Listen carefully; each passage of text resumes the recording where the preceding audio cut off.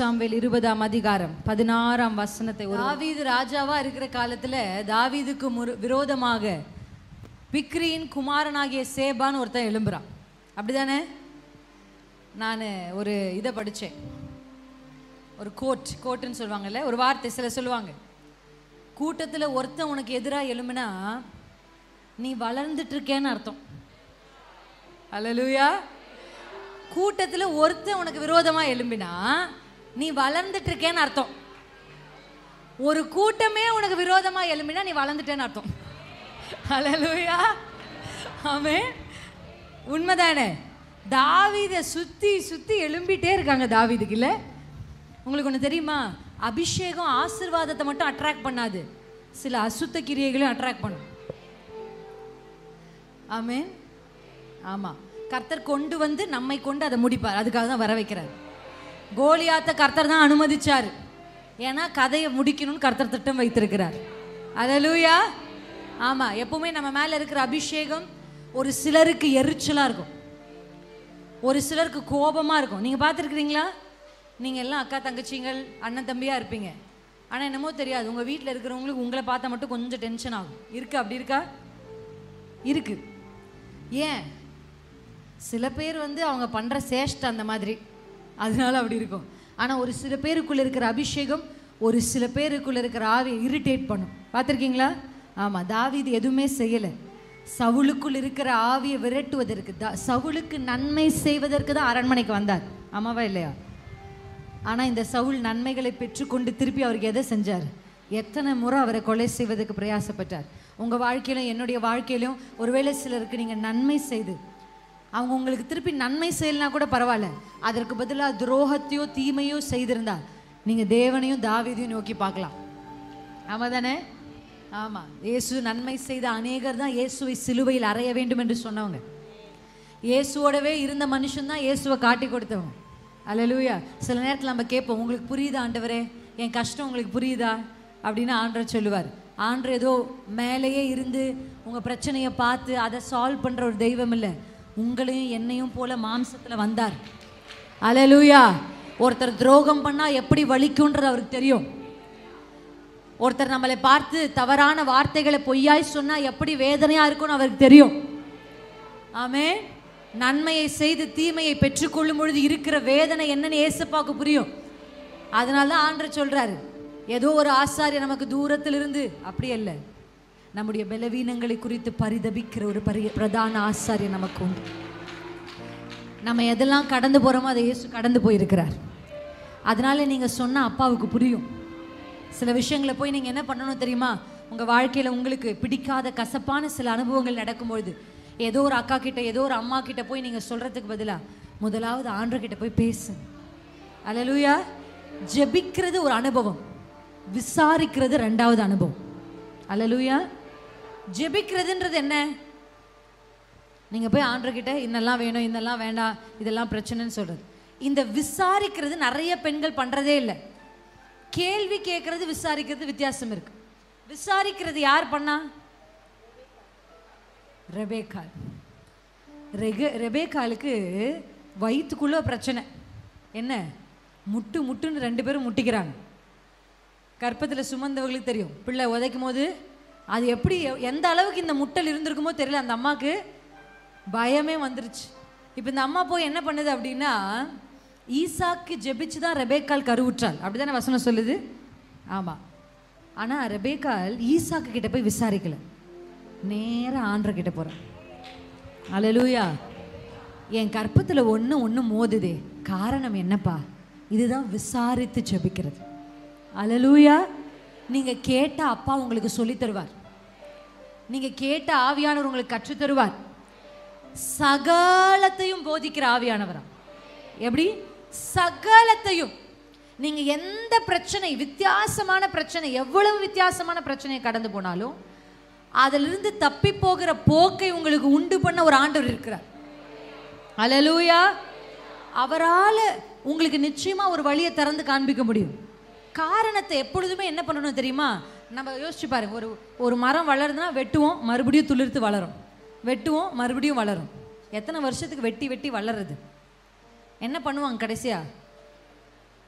வேரோட மரத்தை. ஆமா தானே? அப்படிதான் ஆண்டுடைய சமூகத்தில் ஒரு பிரச்சனை வருது, அந்த பிரச்சனை முடியறதுக்குள்ள அடுத்த பிரச்சனை வருது. எத்தனை பேருடைய வாழ்க்கையில் ஒன்றை முடித்து நான் கீழே உட்கார்றேன், அப்பான்னு மூச்சு விடுறதுக்குள்ள இன்னொன்று வந்து நிற்கிது. பிள்ளை பிரச்சனையை முடிச்சு பிள்ளையை கொஞ்சம் செட்டில் பண்ண உடனே வேற ஒரு பிரச்சனை. சரி, வீட்டுக்குள்ள இருக்கிறவங்கெல்லாம் சமாளிச்சு முடிச்சா வெளியிலேருந்து பிரச்சனை. சரி, வீட்டில் தான் இவ்வளோ பிரச்சனை இருக்கே, வேலைக்காவது போய் ஒரு 8 மணி நேரம் நிம்மதியாக இருக்கலாம்னா அங்கேயும் ஒரு அம்மா நமக்கு விரோதமாக, அங்கே ஒரு ஐயா நமக்கு விரோதமாக எழும்பி நிற்கிறார், காரணமே இல்லாமல்.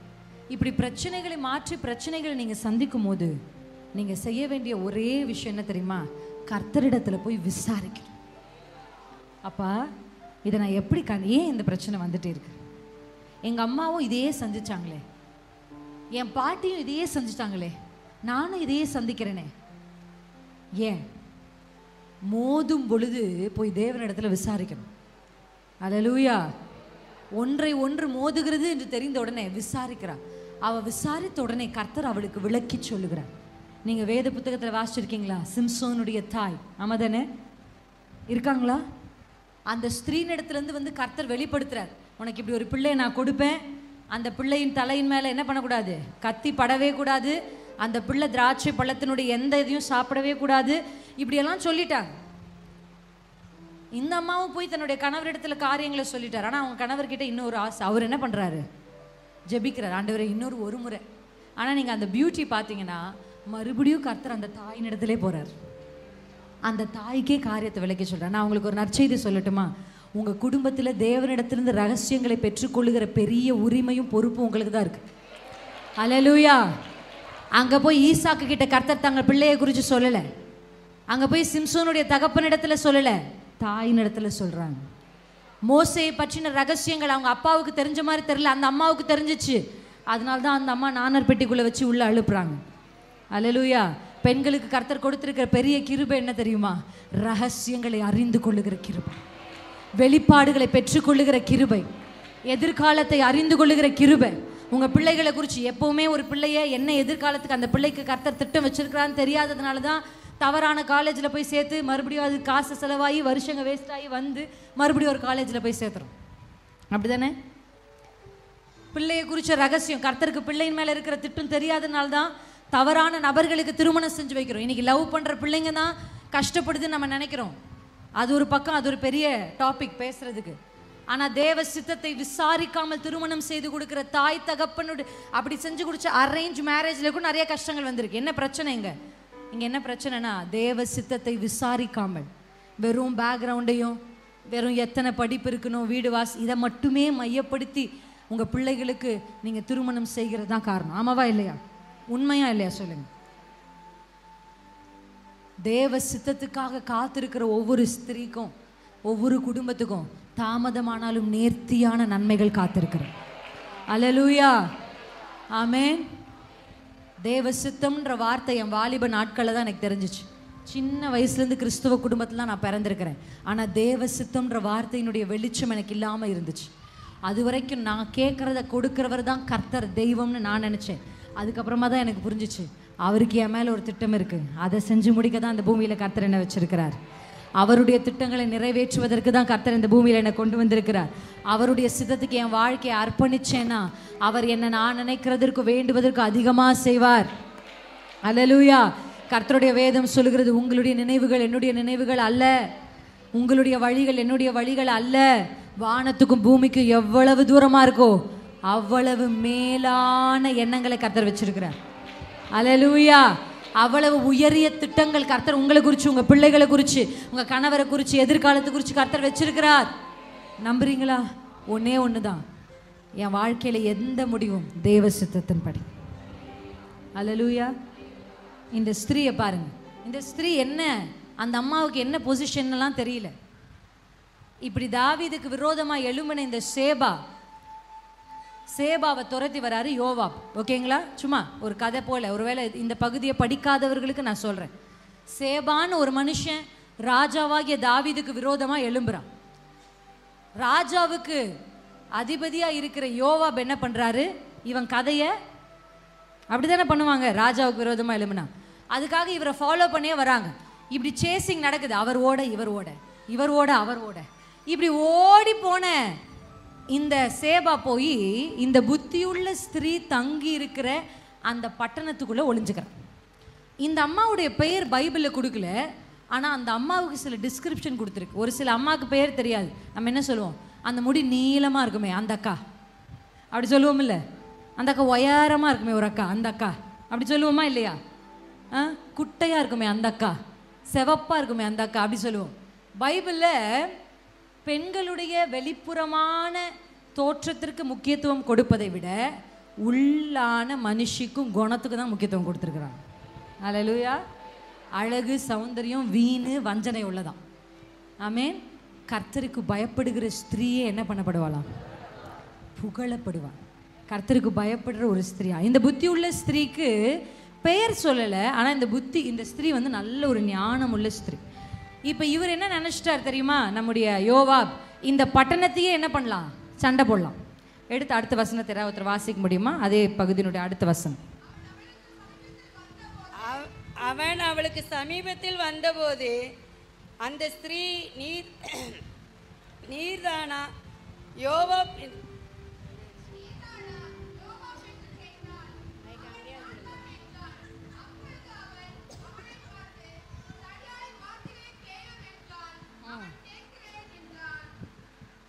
வாசிங்க சிஸ்டர். அடுத்த வசனம். அப்பொழுது அவள், பூர்வ காலத்து ஜனங்கள் ஆபேலை விசாரித்தால் வழக்கு தீரும் என்பார்கள். இஸ்ரவேலிலே நான் சமாதானமும் உண்மை உள்ளவளுமாய் இருக்கையில் நீர் இஸ்ரவேலிலே தாயாய் பட்டணமாய் இருக்கிறதை நிர்மூலமாக்க பார்க்கிறீரோ? போதும் சிஸ்டர். அவங்க சொல்ற ஒரு வார்த்தையை கவனிச்சிங்களா? இஸ்ரவேலில் நான் தாயாகவும். வாசிங்க சிஸ்டர். தாய் பட்டணமாய் இருக்கிறதை நிர்மூலமாக்க பார்க்கிறீரோ? நீர் கர்த்தருடைய சுதந்திரத்தை விழுங்க வேண்டியது என்ன என்றால், இஸ்ரவேலில் நான் சமாதானமும் உண்மையுள்ளவளா நான் இங்க இருக்கும்போது என்னை தாண்டி போய் இந்த பட்டணத்தை அழிச்சிருவீரா? என்ன ஒரு கெத்து பார்த்தீங்களா அந்த அம்மாக்கு? அதனாலதான் தூசியில உட்கார்றவங்களால இப்படி பேச முடியாது. அந்த அம்மா எங்க உட்காந்துருக்கு தெரியுமா? ஆசனத்துல உட்காந்துருக்கு. என்ன ஒரு கெத்து! ஒரு யோவாபுன்றவன் ஒரு பயங்கரமான பராக்கிரமசாலி. ஒரே போட்டில் இந்த அம்மாவை போட்டு தள்ளிட்டு போயிட்டே இருப்பாரு. இந்த பட்டணத்துக்குள்ள ஆண்களே இல்லையா? இந்த பட்டணத்துக்குள்ள பராக்கிரமசாலிகளே இல்லையா? ஒருவரும் யோவாபிடத்துல பேசுவதற்கு தைரியம் இல்லை. ஆனா இந்த ஸ்திரீ வந்து சொல்றா, நான் இங்க சமாதானமும் உண்மை உள்ளவளா நான் இருக்கும்போது என்னை தாண்டி தான் தம்பி நீ உள்ளவே போகணும். நீ எவ்வளோ பெரிய யோவாபனாயிரு, எவ்வளோ பெரிய பலசாலினாயிரு, எவ்வளோ பெரிய பராக்கிரமசாலினாயிரு, நான் இருக்கிற வரையிலும் என்னை தாண்டாமல் உன்னால் போய் தொடவே முடியாது. இவ எப்படிப்பட்ட ஸ்திரீ தெரியுமா? தன் ஸ்தானத்தில் அமர்ந்திருக்கிறவள். தன்னுடைய ஸ்தானத்தை அறிந்த ஸ்திரீ சத்துருவுக்கு பயப்பட மாட்டா, சத்துருவோடு சம்பாஷிப்பா. அல்லேலூயா. ஆமென். தன் ஸ்தானத்தை அறிந்த தாவீது, சவுல் போய் கோலியாத்துக்கிட்ட பேச்சுவார்த்தையே நடத்தலை, ஆனால் தாவீது போய் பேச்சுவார்த்தை நடத்துறாரு. பார்த்தீங்களா என்ன சொல்றாரு? அந்த கரடிக்கு செஞ்ச மாதிரி தான் உனக்கு செய்ய போறேன், அந்த சிங்கத்துக்கு செஞ்ச மாதிரி தான். சவால் பாட்டு அப்படி தானே இருக்கு. சாத்தானுக்கு சவால் விடும் சந்ததி நாங்க சேனைகளின், எனக்கு அந்த பாட்டு அடுத்த வரி தெரியல. சாத்தானுக்கு சவால் விடும் சந்ததி நாங்க சேனைகளின் சவால சமாளி சாத்தானே நீ ஏமாளி. சொல்லுங்க தைரியமா. சாத்தானே நீ ஏமாளி. சவால் சவால் சவால் சவால் சவால், சாத்தானுக்கு சவால் விடுவோம் சவால். ஹல்லேலூயா. யார் இந்த ஸ்திரீ? இவள் ஏன் தெரியுமா புத்தி உள்ளவள்? யார் புத்தி உள்ளவள் தெரியுமா? தன் ஸ்தானத்தை அறிந்தவளே புத்தி உள்ளவள். தான் எங்க உட்கார வச்சிருக்காரு கர்த்தர் என்று அறிந்தவளே. இவ வந்து தூசியில உட்கார்ற பெண்ணா இருந்தா என்ன பண்ணிருப்பா? ஓடி போயிருப்பா. யார் வந்தான்னா யார் அழிச்சான்னு நம்ம உயிரை காப்பாத்திப்போன்னு ஓடி இருப்பா. ஆனா இங்க அவ ஸ்தானத்துல அவள் கூப்பிட்டு, ஓ நீர்தான் யோவாபோ, நீ என்ன பெரிய ஆள் நினைச்சிட்டியோ, நான் இங்க இருக்கிறேன்ப்பா தம்பி அப்படின்னு சொன்ன. ஆமென். பிசாசு உங்க குடும்பத்துக்கு விரோதமா எழும்பி வந்து அதை அழிக்க எத்தனைக்கும் போது நான் இருக்கிறவரே அது நடக்காது. என்னோடு இருக்கிற கர்த்தர் பெரியவர். அல்லேலூயா. அப்படின்னு தைரியமா சாத்தானுக்கு சவால் விடுற ஒரு அபிஷேகத்தை கர்த்தர் இன்னைக்கு உங்க மேல ஊற்றுகிறார். இது வரைக்கும் நீங்க அதை பார்த்து பயந்து பயந்து பயந்து வாழ்ந்துட்டு இருக்கிறீங்க. கர்த்தர் இன்னைக்கு அந்த பயத்து நாவி எடுத்து போடுறார். பயத்து நாவிக்கு எதிர்மறையானது பலத்து நாவி. ஆமென். ஏதாவது ஒரு ஆவி தான் உள்ள இருக்க முடியும், ரெண்டு ஒண்ணா இருக்கிறதுக்கு வாய்ப்பே இல்லை. ஒன்று இடத்த காலி பண்ணாதான் அடுத்து நிரப்ப முடியும். ஒரு அம்மா பயந்தும் பலமாகவும் இருக்க முடியாது. ஒன்று பலமுள்ள அம்மாவாக இருக்கணும், இல்லை பயந்த அம்மாவாக இருக்கணும். இன்னைக்கு முடிவு பண்ணுங்க, பயந்து பயந்து வாழ்க்கையில் ஓடி ஓடி ஒளிஞ்சு ஒளிஞ்சு தூசியிலே உட்கார போறீங்களா, இல்லை எழும்பி உங்கள் ஸ்தானத்தில் உட்காந்து சாத்தானுக்கு சவால் விட போறீங்களா? அல்லேலூயா. ஆமென். ஒரு புத்தியுள்ள ஸ்திரீ தன் ஸ்தானத்தை அறிந்தவளாய் யோவாபுடைய தைரியமா பேசுகிறா. நான் இருக்கிற வரைக்கும் நீ நினைக்கிறது நடக்காது. உனக்கு யார் வேணும்? அவன் தலை தானே வேணும். வெட்டி கொடுக்குற, எடுத்துட்டு போ. அல்லேலூயா. என்ன ஒரு கெத்து. அந்த சேபாவின் தலையை வெட்டி அனுப்புறா, அவன் பாட்டுக்கு போயிட்டான். அல்லேலூயா. எவ்வளவு பெரிய பிரச்சனைகளையும் சமாளிக்க உங்களால முடியும். அல்லேலூயா. உங்க வீடுகளுக்குள்ள கர்த்தருக்கு பிரியமில்லாத எது இருக்கோ அதை வெட்டி வெளியே தள்ளுங்க. ஆமென்.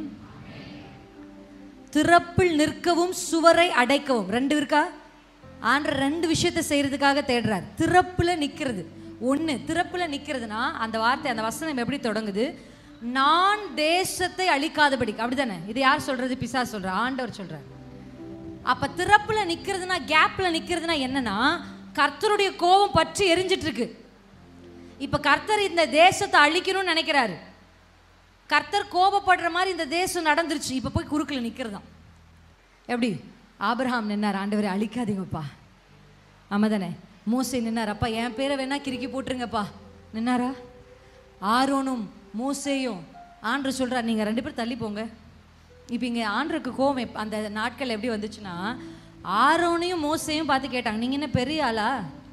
நீர் தான் பெரிய ஆளுன்னு நினைக்கிறீரோ? அப்படிதானே சொல்லுவாங்க. இப்போ நம்ம கொஞ்சம் கெத்தா பேசிட்டோம்னா, நீர் பெரிய ஆளோ அப்படின்னு சொல்லுவாங்கல்ல. இப்போ மோசேக்கும் ஆரோனுக்கும் அப்படி ஒரு கேள்வி, நீர் தான் பெரிய ஆளோ அப்படின்னு. உடனே கர்த்தருக்கு கோவம் வந்துருச்சு. ஆண்டவர் சொல்றார், மோசே ஆரோன் நீங்க தள்ளி போங்க, இவங்களை நான் என்ன பண்றேன்? அழிக்க போறேன். உடனே வசனம் சொல்லுது, மோசே ஆரோன் முகம் குப்புற விழுந்து, அழிக்காதீங்கப்பா. எவ்வளோ ஒரு நல்ல இருதயம் பார்த்தீங்களா? நம்மளா இருந்தா என்ன சொல்லிப்போம்? முதல்ல இவனுங்க அழிங்க ஆண்டவர், ஓவரா பேசுறானுங்க. சொல்லிருப்போமா? சொல்லிருக்க மாட்டோமா? நம்ம ஜபமே அப்படிதானே. இன்னைக்கு பல பேர் ஜபிக்கிறதே, எப்படி ஆகலும் இந்த அம்மா ரொம்ப பேசுது, சீக்கிரம் இந்த அம்மாவை தூக்குங்க. இந்த ஐயா ரொம்ப பேசுறாரு, இந்த ஐயாவை தூக்குங்க. ஒரு அம்மா எனக்கு மெசேஜ் அனுப்புவாங்க வாட்ஸ்அப்பில். அது எப்படி அந்த அம்மாவுக்கு என் நம்பர் கிடைச்சிச்சுன்னு எனக்கு தெரியல. கர்த்தருக்கு ஸ்தோத்திரம். அந்த அம்மாவுக்கு என் நம்பரும் கிடைச்சிச்சு, என் ஹஸ்பண்ட் நம்பரும் கிடைச்சிச்சு. தினமும் குறைந்தபட்சம் 5 மெசேஜாவது வரும். குறைந்தபட்சம் மேக்ஸிமம் 25 மெசேஜ் வரும் தினமும். ஆடியோவும் வரும், டெக்ஸ்டாகவும் வரும். ஆடியோனா இப்படி ரெக்கார்ட் பண்ணி அனுப்புவாங்க. அந்த ரெக்கார்டில் அப்படியே படபடப்பாக அந்த அம்மா பேசுவாங்க. என் குடும்பத்துக்கு விரோதமாக எழும்பி இருக்கிற ஜென்சி, அன்சி, இன்சி, புன்சி என்னென்னமோ பேர் சொல்லுவாங்க. இவெல்லாம் சீக்கிரம் சாகணும்னு ஜெபம் பண்ணு. இப்படியே அந்த அம்மா ஜபமே என்னது? இதுதான். ஆனா இந்த மோசே ஆரோன்னு பாத்தீங்கன்னா, ஆண்டவரே இவனுங்க ரொம்ப பேசுறானுங்க, இவனுங்களை முதல்ல அழிங்க ஆண்டவரேன்னு சொல்லாமப்பா, அழிக்காதீங்கப்பா. ஃபர்ஸ்ட் திறப்புல நிக்கணும். சில விஷயங்கள் கர்த்தருடைய கோபத்தை நம்முடைய குடும்பத்துக்கு விரோதமாய் திருப்புகிறதா இருக்கும். சிலர் செய்த தவறுகள், சிலர் செய்த காரியங்கள் பார்த்துருக்கீங்களா? ஆண்டவர் கோபம். அங்கே போய் உங்கள் குடும்பத்துக்காக நீங்கள் என்ன நிற்கணும்? திறப்பில் நிற்கணும். ரெண்டாவது சுவரை அடைக்கணும். ஃபஸ்ட்டு ஆண்டவர், ரெண்டாவது சுவரை அடைக்கலனா பிசாசு உள்ள வந்துடும். அல்லேலூயா. ஆமென். அப்படியே கண்களை மூடி தேவ சமூகத்தில் தீர்க்க தரிசன புத்தகத்துக்கு நேராக திருப்பிக் கொள்ளலாம். Thank you Jesus. எத்தனை பேருக்கு நம்பிக்கை இருக்கு இன்னைக்கு கர்த்தர் நம்ம மத்தியில கிரியை செய்ய போகிறார்?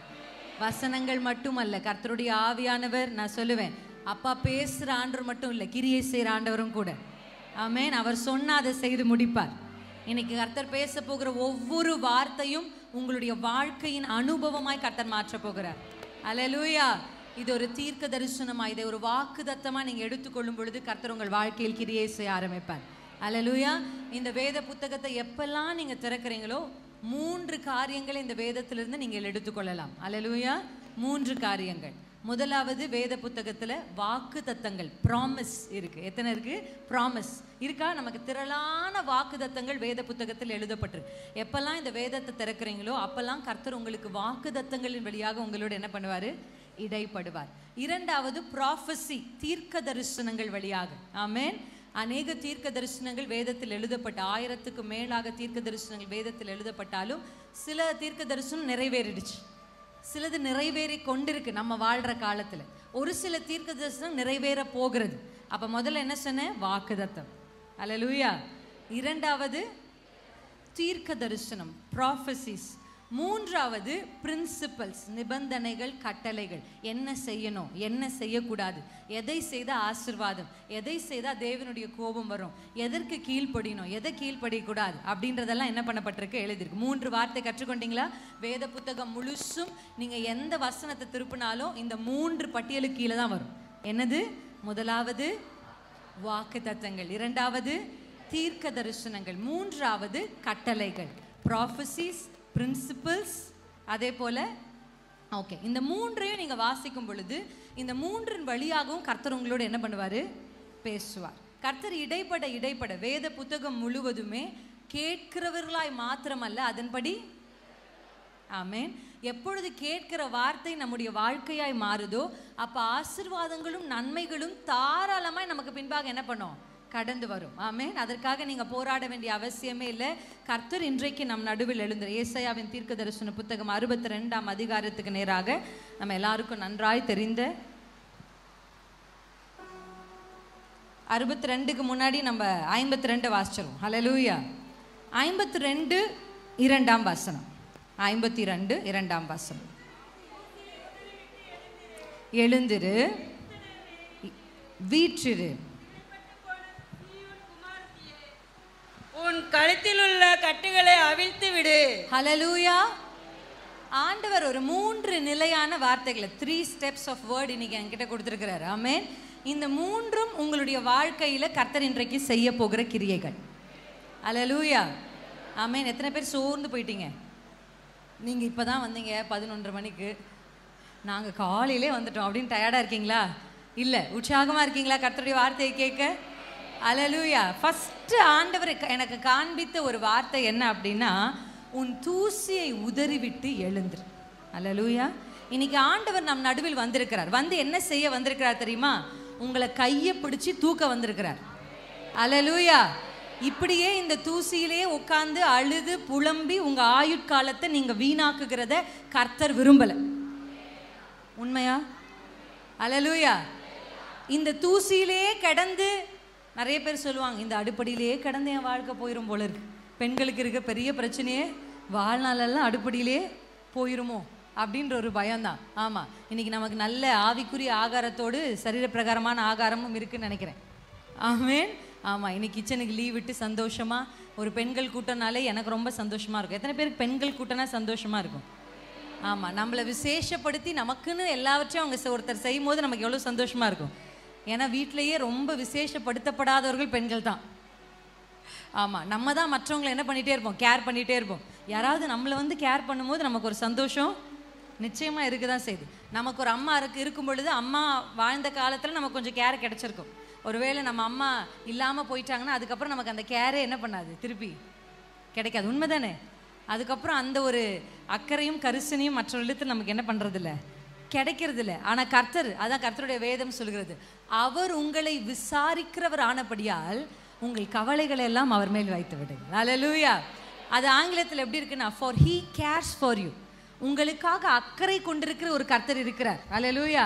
ஒருவேளை உங்கள் தாய் தகப்பனோ உங்கள் கணவரோ உங்கள் பிள்ளைகளோ உங்கள் மேல் அக்கறை இல்லாதவர்களாக இருப்பது போல நீங்கள் ஒருவேளை உணர்ந்தீங்கன்னா, இன்னைக்கு ஆண்டவர் உங்களுக்கு சொல்கிறார், அவர் உங்கள் மேலே ரொம்ப அக்கறையாக இருக்கிறார்.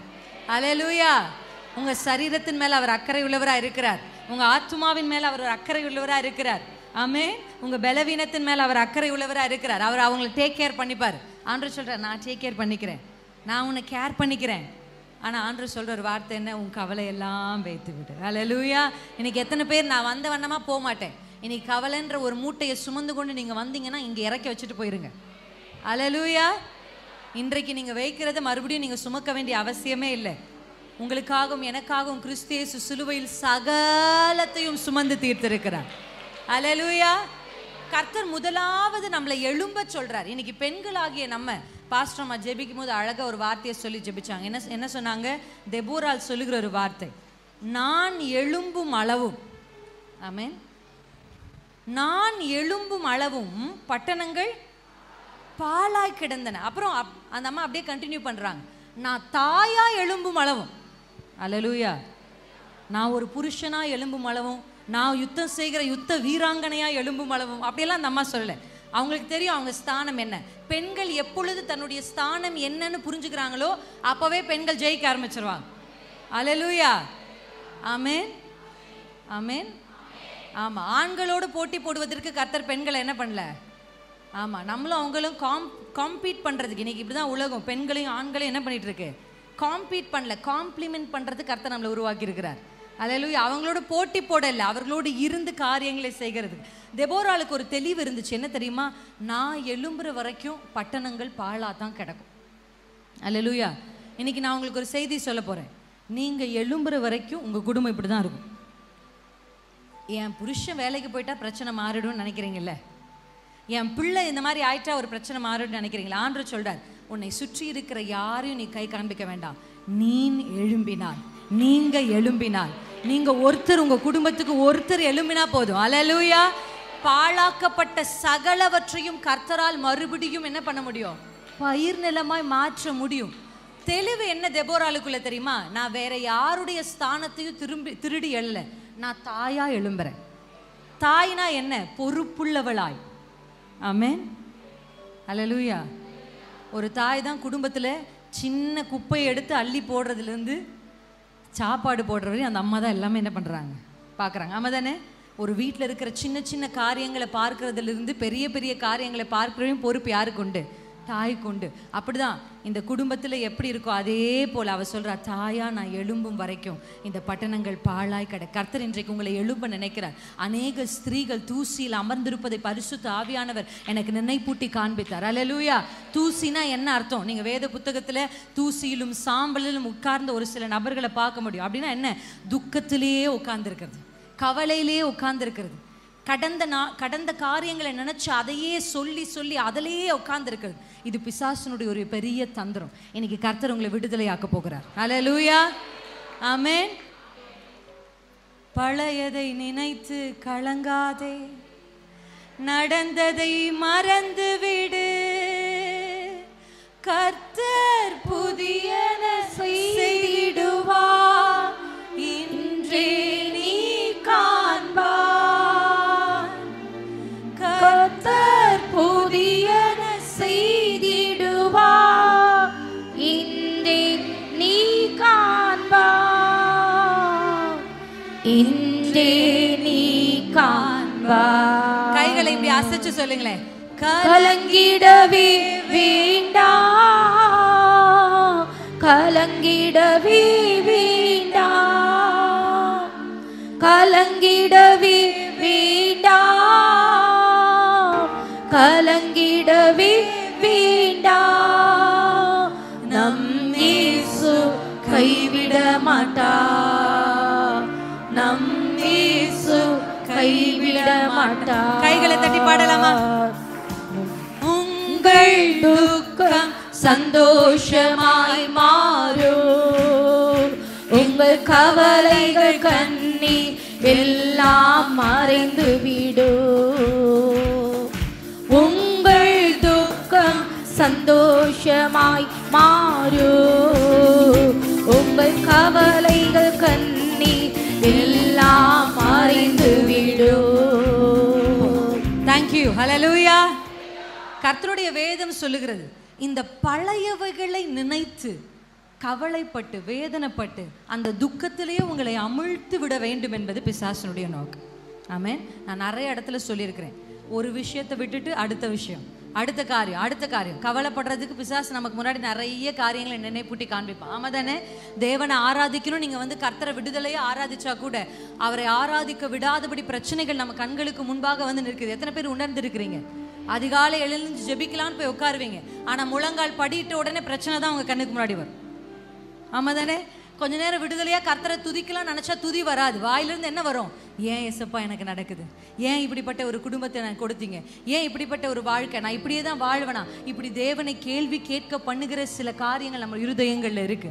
கர்த்தர் இன்னைக்கு சொல்றாரு, உங்களை தூசியை விட்டு கர்த்தர் எழும்ப பண்ண போகிறார். அல்லேலூயா. நீ தூசியை உதறி விட்டு எழும்பு. நீங்க எழும்புனா தான் உங்க வீட்டில் இருக்கிற பல பல பிரச்சனைகளுக்கான தீர்வை கர்த்தர் கொடுக்க போகிறார். அல்லேலூயா. அன்றைக்கு ஒரு தேசத்துக்கே கர்த்தர் ஒரு பெண்ணை பயன்படுத்த முடியும்னா, அந்த தேசத்தினுடைய பிரச்சனை எத்தனை வருஷம் இருந்தது தெரியுமா? தெபோராள் வாழ்ந்த காலத்துல கிட்டத்தட்ட 20 வருஷம் அவர்கள் கஷ்டப்பட்டாங்க. எத்தனை வருஷம்? 20 வருஷம். 20 வருஷம் கஷ்டப்பட்ட அந்த ஜனங்களுக்கு நடுவுல கர்த்தர் இந்த தெபோராளை எழுப்பின உடனே என்ன நடந்தது தெரியுமா? கர்த்தருடைய வேதம் அந்த அதிகாரத்தினுடைய கடைசி வசனத்துல சொல்லுது, 40 வருஷம் தேசம் அமைதலாயிருந்தது. அல்லேலூயா.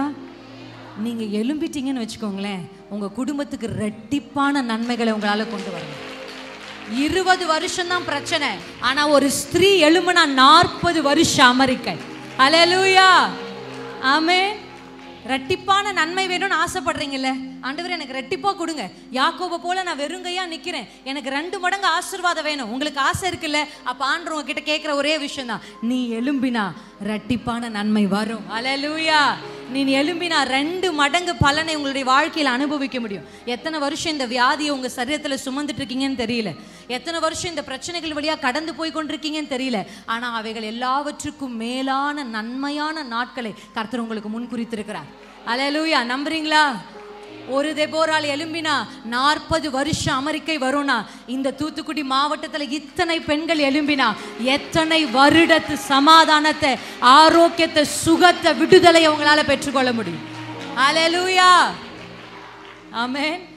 இன்னைக்கு எழும்ப போகிற இந்த ஒரு சில பெண்கள் எனக்கு எப்பவுமே நல்லா தெரியும். கர்த்தருடைய வார்த்தையை கேட்கும்போது 100 பேர் கேட்டா 100 பேர்ல 80 பேர் தான் தெளிவா கேட்டுட்டு இருப்பாங்க. 80 பேர்ல 60 பேருக்கு தான் புரிஞ்சிருக்கும். 60 பேர்ல 40 பேர் தான் வீட்டுக்கு போய் யோசிப்பாங்க. 40 பேர்ல 20 பேர் தான் கீழ்ப்படிவாங்க.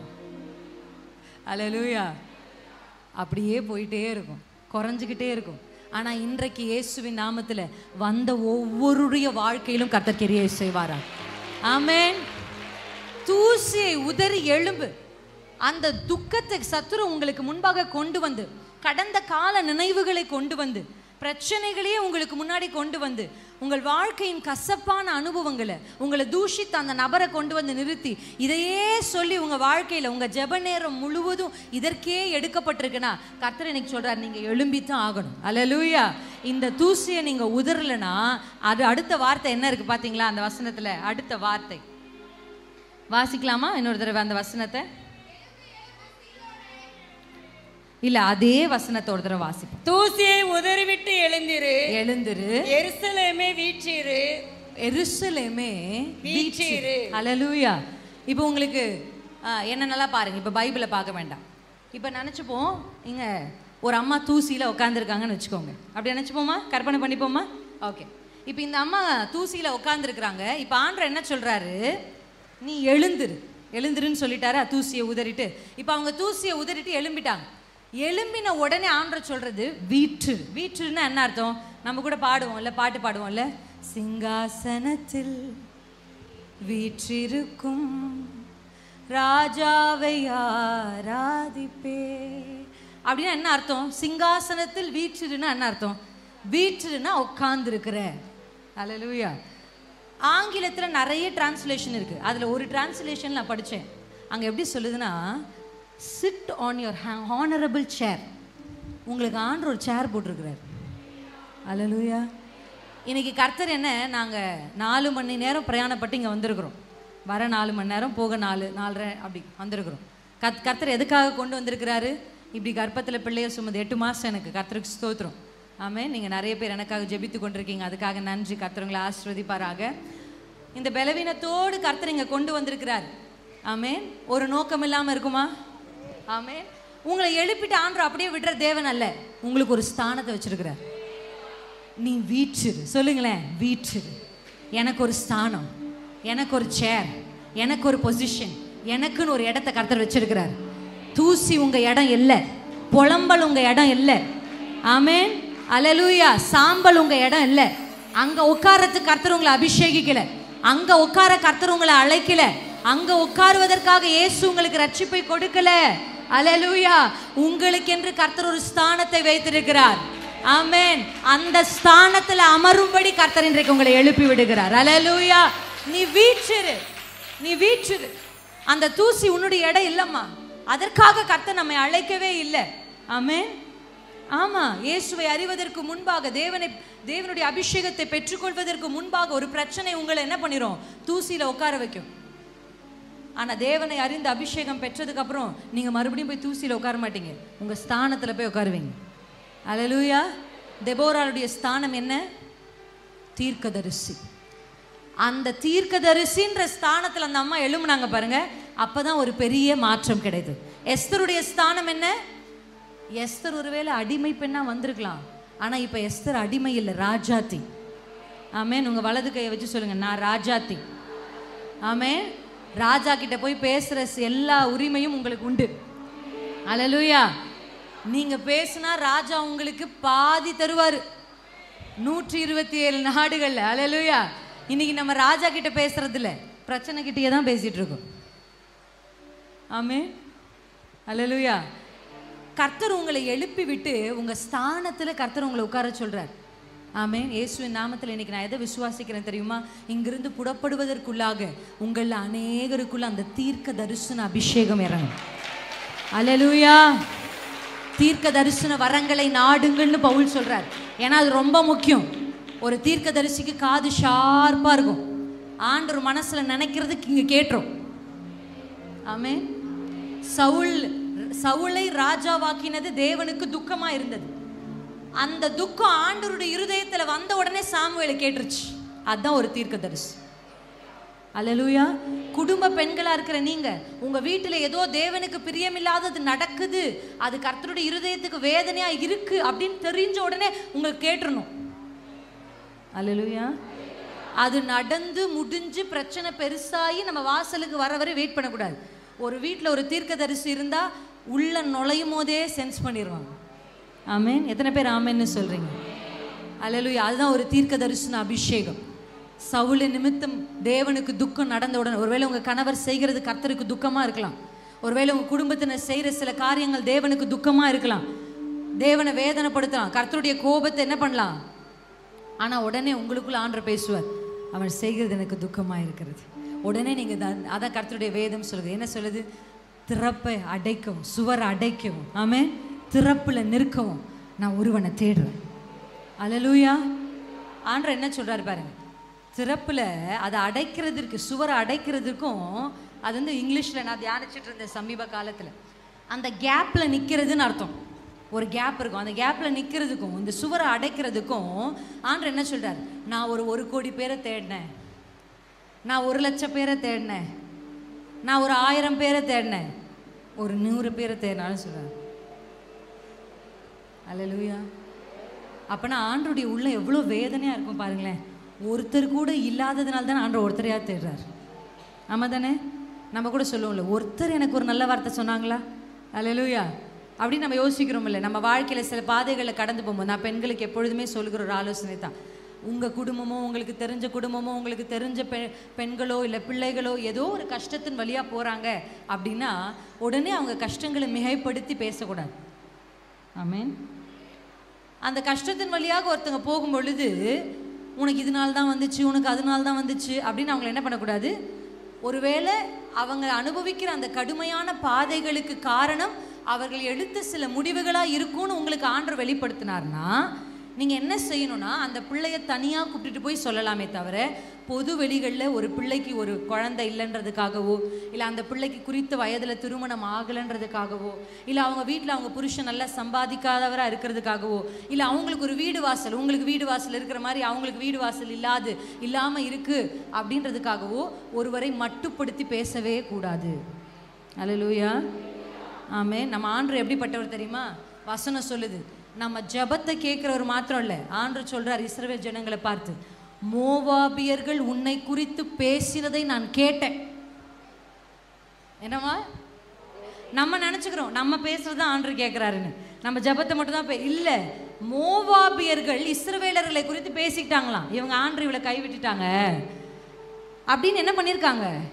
பேசி கொண்டிருக்கிறாங்க. இது இஸ்ரவேலர்களுக்கு தெரியாது, ஆனா கர்த்தர் கேட்டார். அல்லேலூயா. அதற்காக அவர்களை நியாயம் தீர்க்கும்படி கர்த்தர் எழுந்தருளினார். அப்போ யோசிச்சு பாருங்க. ஏன்னா நம்ம தான் ரொம்ப அதிகமாக, பெண்கள் தான் அதிகமாக என்ன பண்ணுவோம்? கதை பேசும். அதனால ஒரு விஷயத்தை நம்ம மனதில் எப்பவுமே நினச்சிக்கணும். எப்பொழுதுமே ஒருவர் கடினமான பாதையில் போகும் பொழுது முடிந்தால் அவர்களுக்கு உதவி செய்யணும், முடியலன்னா அமைதியாக இருந்துடணும். அதுதான் நம்ம செய்கிற நன்மை. அல்லேலூயா. இல்லை அந்த பிள்ளைகளுக்காக ஊக்கமாக ஜெபம் பண்ணுங்க. உங்கள் ஜெபங்களினால அந்த குடும்பம் கட்டப்பட்டால் கர்த்தருக்கு ஸ்தோத்திரம். ஆனால் ஒரு நாளும் ஸ்திரீகள் இடிக்கிறவர்களாக இருக்கக்கூடாது. கை உயர்த்தி சொல்லுங்க, நான் கற்றவளாக இருக்கணும் ஆண்டவரே. என் வார்த்தைகள் கட்டுகிற வார்த்தைகளாக இருக்கணும் ஆண்டவரே. என் கைகள் கட்டுகிற கைகளாக இருக்கணும் ஆண்டவரே. எந்த குடும்பத்தை எந்த மனுஷரை நான் இடிக்கக்கூடாது. அல்லேலூயா, ஆமென். கர்த்தர் நமக்கு வைத்திருக்கிற ஸ்தானம் இன்னதுன்னு நமக்கு தெரிய ஆரம்பிச்சாலே, கர்த்தர் நமக்குள்ள வைத்திருக்கிற அபிஷேகத்தினுடைய அளவு இன்னதுன்னு தெரிய ஆரம்பிச்சாலே, நம்முடைய வாழ்க்கையில் நம்ம சுலபமாக ஜெயிச்சிடலாம். ஆமென், ஆமென். நான் தூசியில் உட்கார அழைக்கப்படலை.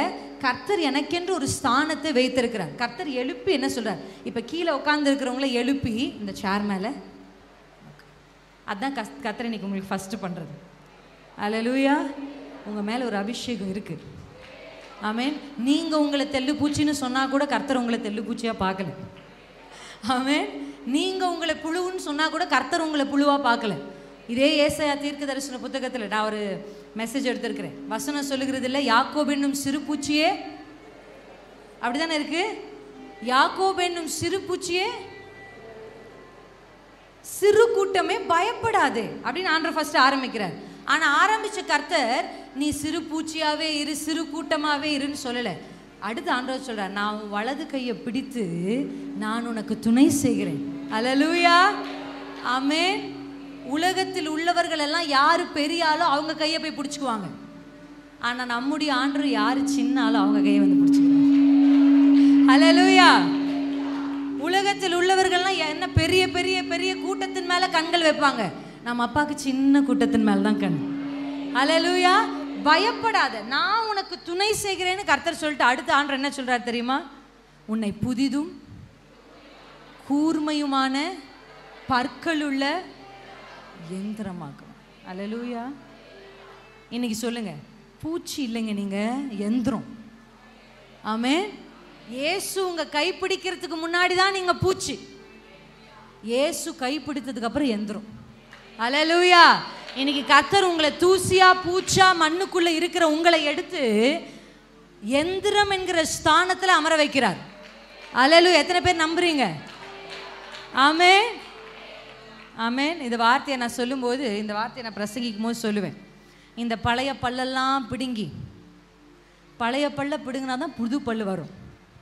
ஆமாவா இல்லையா? கரெக்டாக இல்லைங்களா? எத்தனை பேருக்கு பல்லு பிடுங்கியிருக்காங்க? ரொம்ப சீரியஸாக இருக்கிறதுனால கேட்குறேன்.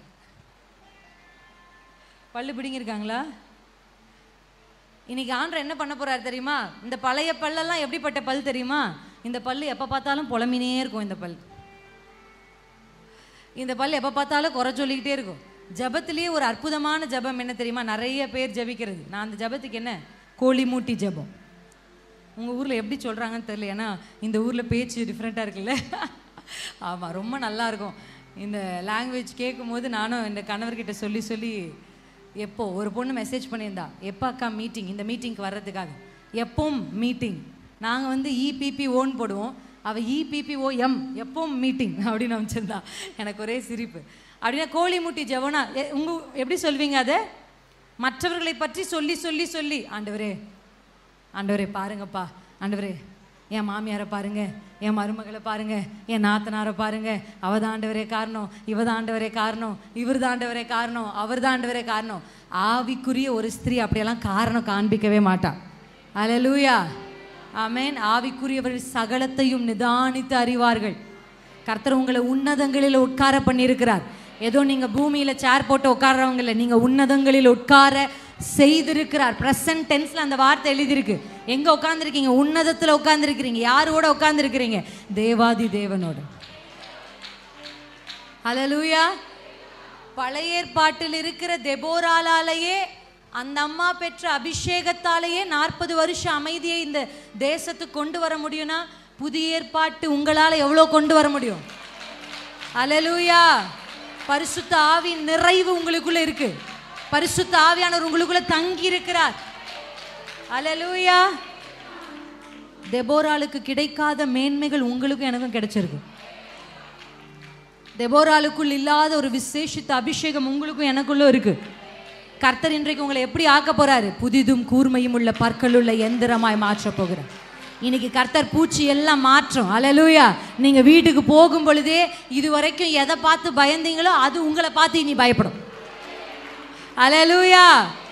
ஐயோ மந்திரம் வச்சுட்டாங்களோ, சூனியம் வச்சுட்டாங்களோ, அது வச்சுட்டாங்களோ, ஏவல் வச்சுட்டாங்களோ, இப்படியெல்லாம் பயப்படுறீங்கல்ல, இதெல்லாம் இப்போ உங்களை பார்த்து பயப்பட போகுது. பூச்சியா இருந்தாதான் எதை பார்த்தாலும் பயப்படணும். எந்திரமா இருந்தா மழையை பார்த்து கூட பயப்பட வேண்டிய அவசியம் இல்லை. அல்லேலூயா. கர்த்தர் எந்திரங்களை ஏன், அந்த வசனத்தில் இருக்கு, கர்த்தர் எந்திரங்களை ஏன் தெரியுமா உருவாக்குறாரு? மலைகளை நொறுக்குவதற்கு. அல்லேலூயா. மலைனா இன்னைக்கு நேத்து முளைச்ச செடி மாதிரி கிடையாது. வருஷ கணக்கில் ஒரே இடத்துல இருக்கிறது. தலைமுறை தலைமுறையா உங்க வீட்டுக்கு முன்னாடி இந்த மலை நின்று வாழ்க்கையில முன்னேற முடியாதபடி இந்த மலை ஒரு தடையா இருக்குல்ல, இயேசுவின் நாமத்துல இன்றைக்கு கர்த்தர் உங்களை எழுப்ப போகிற அந்த எழுப்புதலின் அபிஷேகம், இந்த மலைகளை நொறுக்குவதற்கான ஒரு அபிஷேகத்தை கர்த்தர் உங்க மேல ஊற்றி கொண்டிருக்கிறார். பல வருஷ போராட்டங்கள், எதிரே நிற்கிற சகல வல்லமைகள், சத்துருவின் சகல தந்திரங்கள், தலைமுறை தலைமுறையாய் வருகிற சாபங்கள் இயேசுவின் நாமத்தில் நொறுக்குவதற்கான அபிஷேகம் உச்சந்தலையின் மேல கர்த்தர் ஊற்றுகிறார். மேல பால்கனி மேல இருக்கிறவங்களுக்கு ஒரு விசேஷித்த அபிஷேகம் இறங்கட்டும் இயேசுவின் நாமத்தில். பரிசுத்த ஆவியானவர் ஷதா ரபா லீதரா பெற்றுக்கொள்ளுங்க. இனி நீ பூச்சி அல்ல, இனி நீ தூசியில் கிடக்கிறவள் அல்ல. வீற்றிரு, எழு எழு சீயோன் குமாரத்தியே, எழுந்து உன் ஸ்தானத்தில் வீற்றிரு. நீ ஒரு தீர்க்கதரிசியாய் அழைக்கப்பட்டவள், நீ ஒரு ராஜாத்தியாய் அழைக்கப்பட்டவள். ஓ, நீ போரடிக்கிறதற்கு புதிதும் கூர்மையுள்ள எந்திரமாய் அழைக்கப்பட்டவள். ஷகா தரா பாலா தராபா, தூசியை உதறு, பழையவைகளை உதறு. இயேசுவின் நாமத்தில் கசப்புகளை கர்த்தர் இருதயத்திலிருந்து எடுக்கிறார். பழைய நினைவுகள், பழைய போராட்டங்கள், பழைய வாழ்க்கைகள், பழைய சுபாவங்கள், பழைய வார்த்தைகள் சகலமும் இப்பொழுதே புதிதாவதாக. புதிய பற்கள், புதிய பற்கள். ராகா தாரா பாஷி காதாரா பெற்றுக்கொள். புதிய பற்களை பெற்றுக்கொள். புதிய பாஷையை பெற்றுக்கொள். புதிய பாஷை, புதிய அபிஷேகம். பழையவைகள் எல்லாம் ஒளிந்து போகட்டும். பழையவைகளை ஒளிந்து போகட்டும். ஷகா தாரா பாதா ராபா லீஷேகாதா நிகாதா ராபாலா ஷிகாதா ராபௌதரே நிகாலா ஷிபாதனா சேகாலாபா புரிபா லீஷே தரசே ரபா. புதிய காரியத்தை செய்கிற கர்த்தர் எழுந்தருளி இருக்கிறார். புதுசா கர்த்தர் செய்ய போகிறார். புதிய பாதைகள் உனக்காக திறக்குது. அந்த மலைகளை நொறுக்கு. அதன் வழியாக ஒரு பாதையை கர்த்தர் உனக்கு வைத்திருக்கிறார். பேசு, நல்ல அந்நிய பாஷையில் பேசி, எல்லாரும் வாய்களை திறந்து மலையை நொறுக்குங்க, மலையை நொறுக்குங்க, அந்த மலையை நொறுக்குங்க. உங்களை பயமுறுத்துகிற மலை, உங்களை முன்னேற செய்ய விடாமல் உங்களை அடக்கி கீழே தள்ளுகிற அந்த மலை நொறுக்கப்படட்டும். அல்லேலூயா. யாரால அப்படி சொல்ல முடியும் தெரியுமா? உண்மையுள்ளவளால தான் அப்படி சொல்ல முடியும். அல்லேலூயா. அவ என்ன, நான் சமாதானமும் உண்மையுள்ளவளா இருக்கிறதுனால தான் யோவாபு அவள் மேல கை போட கர்த்தரை இடம் கொடுக்கல. ஆமென், ஆமென். சமாதானமும் உண்மையும் உள்ள ஸ்திரியா நீங்க இருந்தீங்கன்னா எந்த சத்துருவின் வல்லமையும் உங்களை மேற்கொள்ளாது. அல்லேலூயா. தேவையில்லாததை நம்ம குடும்பத்திலிருந்து தூக்கி எறியணும். நிறைய பெண்களுக்கு சுத்திகரிக்கணும் குடும்பத்தை. குடும்பத்தை சுத்திகரிக்கணும். ஆண்டவராகிய இயேசு கிறிஸ்து ஒரு வார்த்தை தன்னோட வாழ்ந்த காலத்துல ரொம்ப அற்புதமான வார்த்தை. இந்த உலகத்தின் அதிபதி வருகிறான், என்கிட்ட ஒண்ணுமே இல்லப்பா, அவனுடைய சரக்கு எதுவுமே என்கிட்ட இல்லை. எவ்வளவு அழகா சொல்றார் ஆண்டவர் இல்ல? இந்த உலகத்தின் அதிபதி வருகிறான், என்கிட்ட ஒண்ணுமே அவனுடைய இதில். அவன் என்கிட்ட வந்து சொல்லவே முடியாது. உங்க வீடுகளுக்குள்ள உலகத்தின் எந்த கிரியைகளும் இருக்கக்கூடாது, பிசாசனுடைய எந்த கிரியைகளும் இருக்கக்கூடாது. ஒரு பெண்ணுடைய பொறுப்பு அதெல்லாம் சுத்திகரிக்கணும். அவ சேபாவின் தலையை வெட்டி கீழே தள்ளுறா. அல்லேலூயா. அதுக்கப்புறம் யோவாப் இந்த பட்டணத்துக்குள்ள வருகிறதற்கு உரிமையே இல்லை. அவனுடைய சரக்கு உள்ள இருந்தாதான் அவனுக்கு உள்ள வரணும்னு தோணும். அல்லேலூயா. புரிஞ்சுக்கிட்டீங்களா? நான் தூசியில உட்கார கர்த்தர் என்ன அழைக்கல, என்னை கர்த்தர் ஆசனத்தில் உட்கார்வதற்கு அழைத்திருக்கிறார். அதான் அழகா அந்த வசனம் சொல்லு, தூசியை உதறிவிட்டு எழு, சியோன் குமாரத்தியை வீற்றிரு. வீற்றிரு. இந்த வார்த்தையை உங்க வாழ்க்கையில் நீங்க மறக்கவே கூடாது. எனக்கு கர்த்தர் ஒரு ஸ்தானத்தை வச்சிருக்கிறார். எப்படி தேவன் ஒரு சிங்காசனத்தில் வீற்றிருக்கிறாரோ, எனக்கும் அப்படி ஒரு சிங்காசனத்தை கர்த்தர் பரலோகத்தில் ஆயத்தப்படுத்தி இருக்கிறார். ஹல்லேலூயா, ஹல்லேலூயா. ஆமென். நம்புறீங்களா எத்தனை பேர்? ஹல்லேலூயா. எடுத்து 62 ஏசாயா 62 வாசிக்கலாம். நான் உங்களுக்கு உங்க ஸ்தானத்தை முதலாவது காண்பிச்சேன்.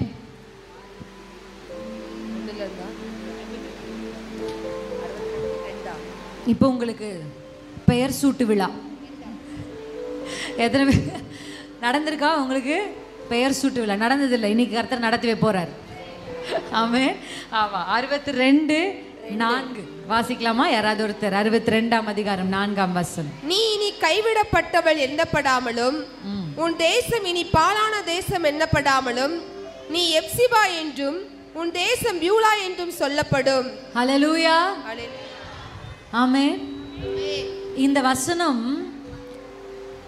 ரொம்ப ஒரு அற்புதமான ஒரு தீர்க்க தரிசனம். என்னன்னா, இதுவரைக்கும் இந்த இஸ்ரவேல் ஜனத்தை பார்த்த எல்லாரும் என்ன சொல்லுவாங்கன்னா, இது கைவிடப்பட்ட தேசம், பாழான தேசம் அப்படின்னு சொல்லுவாங்க. ஏன் அப்படி சொல்லுவாங்கன்னா, இஸ்ரவேல் ஜனத்துக்காக கர்த்தர் எவ்வளோ பெரிய காரியங்களை செஞ்சிருக்காரா இல்லையா? செங்கடலை 2ஆ பிளந்தார். அவங்களுக்காக எத்தனை ராஜாக்கள் அழிச்சார், எத்தனை காரியங்களை கர்த்தர் செய்தார். மன்னாவை கொடுத்தார், காடையை கொடுத்தார், யோர்தானை பிரிச்சார், எரிகோவை சாய்த்தார்.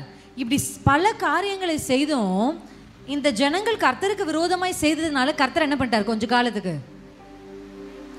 இப்போ இவங்க எல்லாரும் பார்த்து, இப்போ சுற்றி இருக்கிற, யோசிச்சு பாருங்க, இஸ்ரவேல் நடுவில் இருக்கு, சுற்றி இருக்கிற ஜனங்கள் எல்லாம் இஸ்ரவேலை பார்த்து ஒரு பேர் வைக்கிறாங்க இஸ்ரவேலுக்கு. என்னன்னா, இவ கைவிடப்பட்டவள், இவ பாழாய் போனவள். இப்படி ஒரு டேர்ம், இப்படி ஒரு பெயர் அவளுக்கு வைக்கப்படுது. ஆனால் கர்த்தர் இன்றைக்கு வந்து உங்களை ஆசனத்தில் உட்கார வச்சுட்டார்.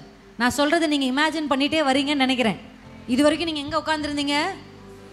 தூசியில். எழுப்பிட்டார், உதறிட்டீங்க, இப்போ சேரில் என்ன மாதிரி உட்காந்துட்டீங்க. இப்போ சேரில் உட்காந்த உடனே கர்த்தர் உங்களுக்கு என்ன பண்ணுறாருன்னா புதிய பேரை வைக்கிறார். இது வரைக்கும் உங்கள் வாழ்க்கையை பார்த்தவங்க, உங்கள் குடும்பத்தை பார்த்தவங்க, உங்களை பார்த்தவங்களாம் பாவம் கைவிடப்பட்டவள் அப்படின்னு சொன்னாங்கன்னா, இனி உங்களுக்கு அந்த பெயர் இல்லை. கர்த்தர் சொல்கிறார், இனி உங்களை கைவிடப்பட்டவள்னு யாரும் சொல்கிறதில்ல, உன்னை பார்க்குறவர்கள்லாம் ஹெப்சிபான்னு சொல்ல போகிறாங்க. ஹல்லேலூயா. ஹெப்சிபானா என்ன அர்த்தம்? கர்த்தர் ரொம்ப நேசிக்கிறாருமா இந்த மகளை, கர்த்தர் ரொம்ப இந்த ஸ்திரீயை நேசிக்கிறார், இந்த அம்மாவை ரொம்ப நேசிக்கிறார், இந்த பிள்ளையை ரொம்ப நேசிக்கிறார். நீங்கள் பார்த்தீங்களா வேத புத்தகத்தில் மரியாள் மார்த்தாள்னு சகோதரி இருந்தாங்களா இல்லையா? அந்த சகோதரிகளுடைய சகோதரனாகிய லாசரு மரிச்ச போது இயேசு அழுதார். ஆமாம் தானே? இயேசு வந்து அழுத உடனே அங்கே வசனம் என்ன சொல்லுதுன்னா, சுற்றி இருக்கிற எல்லாரும் இயேசு அழுறதை பார்த்து என்ன சொன்னாங்கன்னா, ச்சே எவ்வளோ நேசிக்கிறாரு இவங்களை. எப்படியா? உங்களை பார்க்குற எல்லாரும் அப்படி சொல்ல போகிறாங்க. ஹல்லேலூயா. இந்த குடும்பத்தை கர்த்தர் ரொம்ப நேசிக்கிறார், இந்த ஸ்திரீயை கர்த்தர் ரொம்ப நேசிக்கிறார். கர்த்தர் ஒருத்தரை நேசிச்சா நாற்றம் அடிச்சாலும் அந்த வாழ்க்கையை உயிர்ப்பித்து கொண்டு வர கர்த்தராலே ஆகும். உங்க வாழ்க்கை எவ்வளவு நாற்றமுள்ள வாழ்க்கையா இப்பொழுது இருந்தாலும் ஏசு இன்னைக்கு உங்களை எப்சிபான்னு அழைச்சு நாற்றமெல்லாம் மாற்றி நறுமணமா மாற்ற போறாரு. இதுவரையும் உங்களை பார்த்தவங்க முகம் திருப்பி போனாங்கல்ல, இனி உங்க அருகில வந்து நிக்க ஆசைப்படுவாங்க. அல்லேலூயா. இனி இதுவரைக்கும் உங்களை பார்த்தவங்க நீங்க யாருன்னே தெரியாத மாதிரி முகம் திரும்பினாங்கல்ல, இனி இயேசு சொல்லுகிறார், நீங்கள் எப்சிபாவாய் மாறும் பொழுது, உங்களுக்கு புதிய நாமம் கொடுக்கப்படும் பொழுது, உங்கள் அருகில் வந்து நிற்க, உங்கள் வீட்டுக்கு வர, உங்கள் உறவை மறுபடியும் புதுப்பித்துக் கொள்ள அநேகர், உன்னை விட்டு போனவர்கள் உன்னிடத்தில் திரும்பி வருவார்கள்.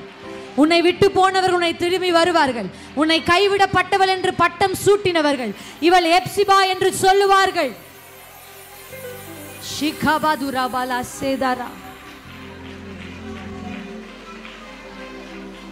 எல்லாரும் எலிசபெத்தை பார்த்து சொன்னது அவ ஒரு மலடி, அப்படிதானே சொன்னாங்க.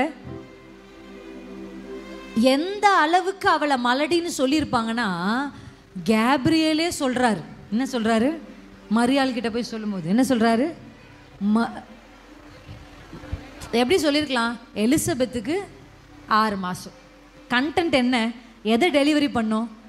விசுவாசத்தை, மரியாளுடைய விசுவாசத்தை தூண்டணும். அதுக்கு மரியாளுக்கு ஒருத்தரை காண்பிக்கணும். பாருமா, எலிசபெத் வயசானவங்க, வயதான எலிசபெத்துக்கு இது 6ஆம் மாதம்னு சொல்லியிருக்கலாம். சொல்லியிருக்கலாமா? சொல்லியிருக்க கூடாதா? சொல்லியிருக்கலாமா? சகரியாவின் மனைவியாகி எலிசபெத்துக்கு இது 6ஆம் மாதம்னு சொல்லியிருக்கலாமா? அப்படியெல்லாம் சொல்லலை. மலடி எனப்பட்ட அவளுக்கு இது 6ஆம் மாதம். உலகம் மலடின்னு அவளுக்கு ஒரு பேர் வச்சுச்சு. கர்த்தர் இப்ப அவளுக்கு பிள்ளைத்தாச்சின்னு ஒரு பேர் வைக்கிறார். அல்லேலூயா. உலகமும் சொசைட்டியும் உங்களுக்கு என்ன பேர் வச்சுச்சுன்னு எனக்கு தெரியல. ராசி இல்லாதன்னு ஒரு பேர் உங்களுக்கு கொடுக்கப்பட்டா, இயேசுவின் நாமத்துல இவளால் எனக்கு ஆசீர்வாதம் வந்ததுன்னு சொல்ற மாதிரி கர்த்தர் மாற்றுவார். நீ இந்த குடும்பத்துக்கு வந்ததுக்கு அப்புறம் தான் இந்த குடும்பமே இப்படி ஆயிடுச்சுன்னு உங்களை பார்த்து கை நீட்டின மனுஷர்கள், நீங்க இல்லைன்னா நான் செத்து போயிருப்பேன் அப்படின்னு சொல்லுகிற அளவிற்கு உபகாரமுள்ள ஒரு ஸ்திரியாய், உபயோகமுள்ள ஒரு பாத்திரமாய் கர்த்தர் இன்றைக்கு உங்களை மாற்ற விரும்புகிறார். இனி நீ கைவிடப்பட்டவள் என்று அழைக்கப்படுவதில்லை. உனக்கு ஒரு புதிய நாமத்தை கர்த்தர் கொடுக்கிறார். இனி நீ எப்சிபா, கர்த்தரால் நேசிக்கப்பட்ட ஒரு ஸ்திரீ, கர்த்தரால் நேசிக்கப்பட்ட ஒரு குடும்பம், கர்த்தரால் நேசிக்கப்பட்ட ஒரு வாழ்க்கை. ஆண்டவர் ஒருத்தரை நேசிச்சா அவங்களை தேடி வந்து அவர்களை மறுபடியும் கட்டி எழுப்புவார். அல்லேலூயா. இத்தனை வயசுல ஒரு அம்மா கர்ப்பம் தரிக்க வாய்ப்பே இல்லை. ஆனா கர்த்தர் கர்ப்பத்துல பிள்ளையை கொடுத்தார். 4 நாளைக்கு அப்புறம் செத்த சரீரம் உயிர்த்தெழ வாய்ப்பே இல்லை. ஆனா கர்த்தர் உயிர்த்தெழ செய்தார். உங்க வாழ்க்கையில வாய்ப்பு இல்லைன்னு எதையெல்லாம் சத்துரு சொல்லுகிறானோ, இன்றைக்கு அவைகள் ஒவ்வொன்றுக்கும் கர்த்தர் உயிரை கொடுப்பாராக. செத்த கற்பங்களுக்கு கர்த்தர் உயிரை கொடுக்கிறார். பலவீனமுள்ள கற்பங்கள் இங்கே இருக்குமானா இயேசுவின் நாமத்துல பலன் அடைவதாக. மலடி என்று சொல்லப்பட்ட உனக்கு கர்த்தர் கற்பத்து பிள்ளைத்தாட்சியாய் உன்னை மாற்றுகிறார் இயேசுவின் நாமத்துல. இந்த கூட்டம் முடிந்ததற்கு பின்பாக இந்த கூட்டத்திற்கு வந்த அநேக மலட்டு கற்பங்களுக்குள்ளாக கர்த்தர் பிள்ளைகளை கொடுப்பாராக. உன் கற்பத்திலிருந்து ஒரு வித்து தோன்றி அது சத்துருவுக்கு சவாலாய் மாறப்போகிறது.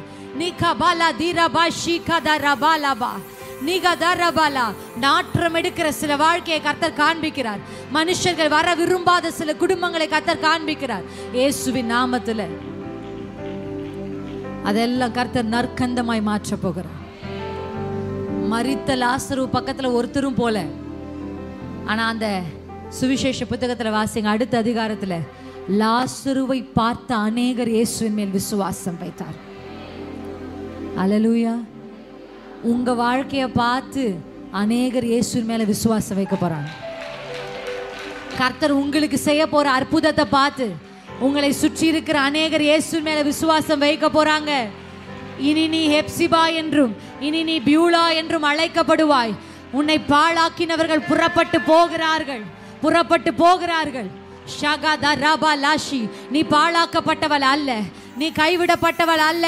கர்த்தர் உனக்கு ஒரு புதிய நாமத்தை கொடுக்கிறார். நீ மலடி அல்ல, நீ கூனி அல்ல, நீ பிசாசு பிடித்தவள் அல்ல.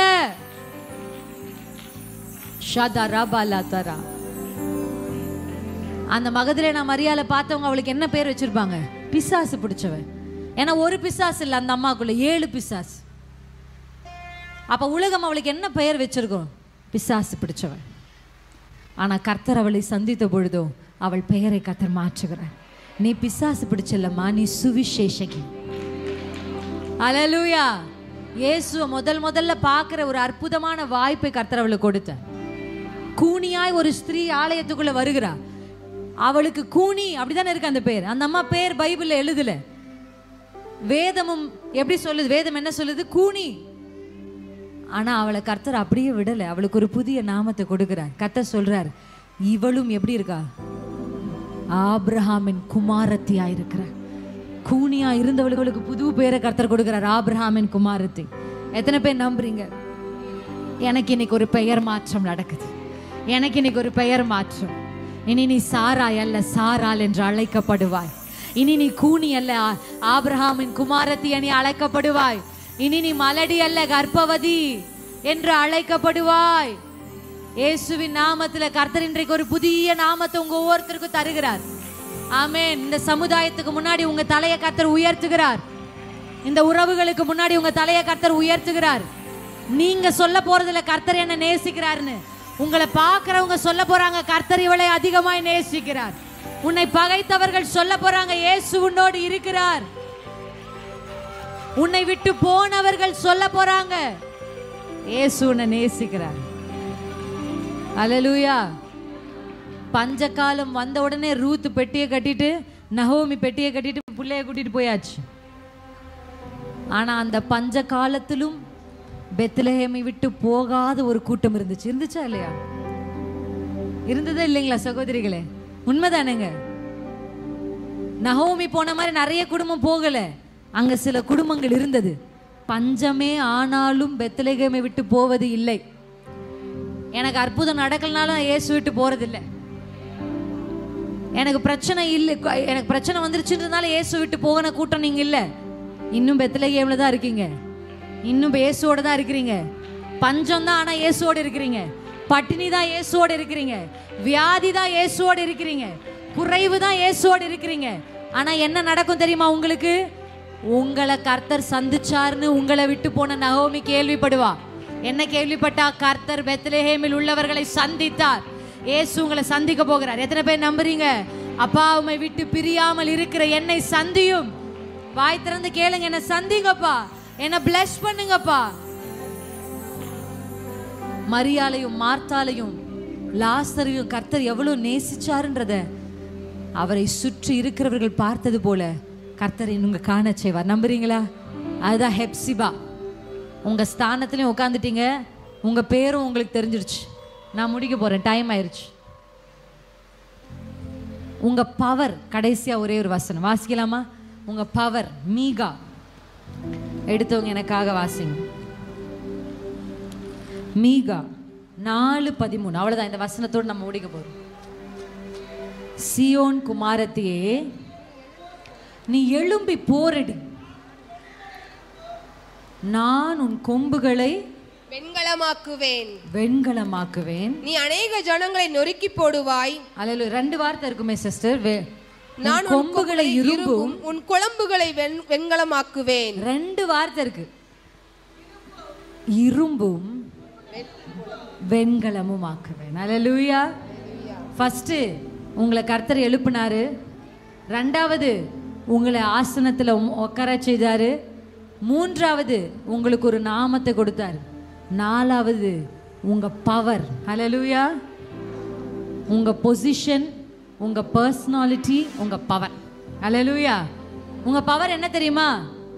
நீங்க யாரோ இடிச்ச உடனே உடையிறதுக்கு ஏதோ களிமண் பாத்திரமோ கண்ணாடி இல்லை. அப்படிதான் இருக்கீங்க. இங்க நிறைய ஸ்திரீகள் அப்படிதான். யாராவது ஒரு வார்த்தை சொன்னா உடனே உடஞ்சிருவீங்க. ஆமா தானே? ஆமா தானே? கரெக்டா இல்லையா? எத்தனை பேர் ஆமான்னு சொல்லுவீங்க? யார் என்ன பேசினாலும் அசராத ஒரு சில பேர் இருப்பாங்க. எனக்கு அவங்கள பத்தி தெரியல. என் கணவர் சொல்வாரு, அதிகமா அழுகிற ஆம்பளையும் அளவே அழாத பொம்பளையும் டேஞ்சரஸாம். என்னது? அதிகமா அழுகிற, இது வந்து சைக்காலஜி, இது பைபிள் வசனம் கிடையாது. அப்புறம் அது வர பின்குறிப்பு. அப்புறம் வசனம் பேசல கிசனம் பேசலன்னு வாங்க. இது வசனம் இல்ல. அதிகமா அழுகிற ஆம்பளை அளவே அழாம இருப்பாங்க சில பெண்கள். அழுகிறது ரொம்ப நல்லது. பெண்களே, அழுகிறது உங்களுக்கும் எனக்கும் கிடைச்ச கிஃப்ட். ஆனா கிஃப்ட் சரியான பொசிஷன்ல வைக்காம போயிட்டா வேஸ்ட் ஆயிரும். ஆமா தானே? இந்த சேர் ஒரு நல்ல பொருள் தான். இந்த சேரை இப்படி தலைகீழாக போட்டால் இது எதுக்காவது பிரயோஜனப்படுமா? வேஸ்ட். அந்த சேரை பார்க்குறவங்களாம் சிரிச்சுட்டு போவாங்க. அப்படி தான் உங்கள் கண்ணீரும். தலைகீழ போட்டுறாதீங்க. மனுஷருக்கு முன்னாடி போய் நின்னா நீங்கள் சிரிப்புக்கு தான் ஆளாயிருவீங்க. பிரயோஜனம் இல்லாமல் போயிடும் உங்கள் கண்ணீர். இந்த சேர் இப்படி இருந்தால் தான் இது மேலே உட்காரத்துக்கு ஒரு பிரயோஜனப்படும். அதுபோல தான் உங்கள் கண்ணீர். உங்கள் கண்ணீர் எப்போ தெரியுமா விலையுள்ளதாய் மாறுகிறது? அது தேவ சமூகத்தில் விதைக்கப்பட்டால் தான். மனுஷருக்கு முன்னாடி விதைக்கப்படுறது தலைகீழ சேரை போடுற மாதிரி, ஒன்றுத்துக்கும் பிரயோஜனமும் இல்லை, பார்க்கிறவர்கள் சிரிக்கவும் சிரிப்பாங்க. மனுஷருக்கு முன்னாடி உங்கள் கண்ணீரை விடாதீங்க. அல்லேலூயா. விதைக்க வேண்டிய இடத்துல விதைங்க. அறுக்க வேண்டிய நாளில் கண்டிப்பாக அறுப்பீங்க. கண்ணீரோடு விதைக்கிறவள் கம்பீரமாய் அறுப்பா. நல்ல நிலத்தில் விதைச்சாதான் அறுவடை கிடைக்கும். தேவையில்லாத அந்த அக்கா கிட்டலாம் சொன்னால் அறுவடை கிடைக்காது, ஆப்பு தான் கிடைக்கும். அந்த அக்காவே நம்மளை பற்றி ஏதோ மனசு சரியில்லைன்னு நம்ம ஷேர் பண்ணுவோம். நம்ம சொன்னதை அந்த அக்கா ஊர் தூத்துக்குடி மொத்தமும் போஸ்டர் அடித்த மாதிரி அடுத்த ஞாயிற்றுக்கிழமை வரும்பொழுது நீங்கள் சொன்ன கதையே உங்களுக்கு வரும். யாரோ ஒரு சர்ச்சில் ஒரு அக்கா இருக்காளா, அந்த அக்கா புருஷன் இப்படி இருக்காராம், ஓ நம்ம கதை தானா இதுன்னு உங்களுக்கே தோணும். அதனால அந்த மாதிரி அக்கா கிட்ட சொல்லாமல் ஆண்டவர்கிட்ட சொன்னால் நல்ல நிலத்தில் விதைச்ச மாதிரி கண்டிப்பாக அறுப்பீங்க. அல்லேலூயா. ஏன்னா மனுஷர்கள் உங்கள் கண்ணீரை பார்த்து உங்கள் மேல் பரிதாபப்படுவார்கள். ஆனால் கர்த்தர் உங்கள் கண்ணீரை பார்த்து அதை கணக்கில் வைப்பார், கவுண்ட் பண்ணுவார். எவ்வளோ சொட்டு கண்ணீர் வடிச்சிங்கன்னு உங்களுக்கு தெரியுமா? கர்த்தருக்கு தெரியும். கண்ணீர் யாவையும் துருத்தில் சேர்த்து, சும்மா சேர்த்து மட்டும் வச்சுக்கிறவர் இல்லை, பலன் கொடுக்கிறவர். அல்லேலூயா. பேங்க்ல நீங்க காசு போட்டா உங்களுக்கு தெரியும், ஒரு நம்பிக்கை இருக்கு, ஒரு நாள் நமக்கு தேவையானப்ப அது நமக்கு கிடைக்கணும். அதே போலதான் இயேசுவின் பாதத்தில் வடிக்கிற கண்ணீரும் பேங்க்ல காசு போடுற மாதிரி குறித்த காலத்தில் அதனுடைய பலன் உங்கள் கைகளுக்கு சேரும். உங்களுக்கு சேரல, ஒரு எனக்கு சேரவே இல்லை சிஸ்டர், உங்க பிள்ளைகளுக்கு சேரும். அல்லேலூயா. எத்தனை பேர் நம்புறீங்க? இங்க நம்ம பார்க்குறோம், ஆண்டவர் ஒரு வார்த்தையை சொல்றாரு, நீ எழும்பி போரடி. இப்போ நமக்கு என்னன்னா, எழும்பியாச்சு, உட்காந்தாச்சு, பேரெல்லாம் கொடுத்தாச்சு, கேட்கவே சந்தோஷமா இருக்கு. இப்படியே ஜாலியாக வாழ்க்கை ஃபுல்லாக உட்காந்துட்டே இருக்கலாமா? அதுக்காக இந்த பெயரும் இந்த அபிஷேகமும் உங்களுக்கு கொடுக்கப்படல. எழும்பி போர் அடிக்கணும். ஆமென். எழும்பணும், போர் அடிக்கணும். நான் சொன்னேன்ல உங்களுக்கு, போர் அடிக்கிறதற்கு புதிதும் கூர்மையும் இல்லை, பற்கள் மட்டும் இல்லை. இப்போ ஆண்டவர் சொல்றாரு, உங்களையே இரும்பு வெண்கலமா கர்த்தர் மாற்ற போறார். சும்மா யாராவது ஒரு வார்த்தை சொன்னா இடிஞ்சு விழுகிற பெண்களா இதுக்கப்புறம் நீங்க இருக்க மாட்டீங்க. ஒருத்தர் ஒரு வார்த்தை சொன்னாங்கன்னா அந்த வார்த்தை யார்கிட்ட இருந்து வருது, அவங்களுக்கு பின்னாடி யார் கிரியை செய்றான்னு உங்களுக்கு தெரியும். பெண்களுடைய ரொம்ப வீக்னஸ் பாயிண்ட் என்ன சொல்லுங்க? நம்ம அப்பா அம்மா பத்தி பேசவே கூடாது. என்னை பத்தி என்ன வேணா பேசுங்க, எங்க அப்பாவை பத்தி பேசாது, என் குடும்பத்தை பத்தி பேசாதே. அப்படி சொல்றீங்களா இல்லையா? உங்க வீக் பாயிண்ட் அதான்னு உங்களுக்கு தெரியுமோ இல்லையோ, பிசாசுக்கு தெரியும். அதனால கரெக்டா பிரச்சனை வரும்போது உங்க கணவர் வாயிலிருந்து அந்த வார்த்தையை தான் வர வைப்பான். உடனே நீங்களும், அவர் பேசின உடனே நீங்களும் என்ன பண்றது, மெனக்கட்டு எத்தனை முறை சொல்லியிருக்கேன், என் அப்பாவை பத்தி பேசாது அப்படின்னு சொல்லக்கூடாது. புரிஞ்சிடணும். என்ன புரிஞ்சுக்கணும்? என் வீக் பாயிண்ட் என்னன்னு அவனுக்கு தெரிஞ்சிருச்சு. நீ இப்ப தொட்ட உடனே உடையறதுக்கு நான் கிளாஸ் இல்லப்பா, நான் இரும்பு. என்னை கர்த்தர் இந்த பெண்கள் கூட்டத்துல இரும்பும் வெண்கலமா மாத்துவேன்னு சொல்லிட்டாரு. அல்லேலூயா. நீ இடிச்சு பாரு, நீ தான் விழுவ, நான் நின்றுட்டே தான் இருப்பேன். ஆமென். எத்தனை பேர் நம்புறீங்க? உங்களை கர்த்தர் அப்படி இரும்பு வெண்கலமா மாற்ற போகிறார். இனி யாரும் உங்களை ஈஸியா நொறுக்க முடியாது. எந்த மனுஷருடைய வார்த்தையும் ஈஸியா உங்களை நொறுக்க முடியாது. யாரோ ஒருத்தர் உங்களை பார்த்து நீ நல்லா இருக்க மாட்டேன்னு சொன்னா அந்த வார்த்தை உங்களை தூங்க விடாம பண்ணாது. ஏன்னா அந்த வார்த்தை உங்களுக்கு பலிக்காது. ஆமா, பலிக்காது. ஏதோ ஒரு எலும்பிச்சை பழத்தை பார்த்து உங்களுக்கு ஒரு பயம் வராது. நீங்க வெண்கலம், நீங்க இரும்பு. அல்லேலூயா. நீங்க உங்க மேல விழுறவங்க தான் நொறுங்கி போவாங்க, நீங்க நொறுக்கப்படுவது இல்லை. இதுவரையும் உங்களை நொறுக்கி நொறுக்கி தூசியில உட்கார வச்சான்ல, உடைச்சு உடைச்சு தூசியிலே இரு, தூசியிலே இரு, தூசியிலே இரு, அதுதான் உன் இடம்னு சொன்னான்ல. இனி தூசியில நீங்க இருக்கிறதுல எழும்பி நிற்க போறீங்க. எழும்பி நிற்க போறீங்க. எலும்பு, நீ எழும்பு. நீ தூசியில் இருக்க அழைக்கப்பட்டவில்லை, நீ வெண்கலம், நீ இரும்பு. கர்த்தர் உங்களை எழுப்பி விடுறாரு இன்னைக்கு. இதுவரை உங்களை நொறுக்குன ஒவ்வொரு சத்துருவின் வல்லமைகளையும் நொறுக்குகிற ஒரு இரும்பாய் வெண்கலமாய் மாற்றுகிறார். ஆமென். எத்தனை பேர் சொல்றீங்க ஆமென்? உங்க பொசிஷன், உங்க பர்சனாலிட்டி, அல்லேலூயா, ஆமென், உங்க பவர், உங்க ஸ்தானம், உங்க பெயர், அல்லேலூயா, உங்களுக்கு இருக்கிற வல்லமை கர்த்தர் இன்றைக்கு காண்பித்திருக்கிறார். எல்லாம் எழும்பி நிற்போமா? எழும்பி நின்று ஷதுரலா கமாதுரே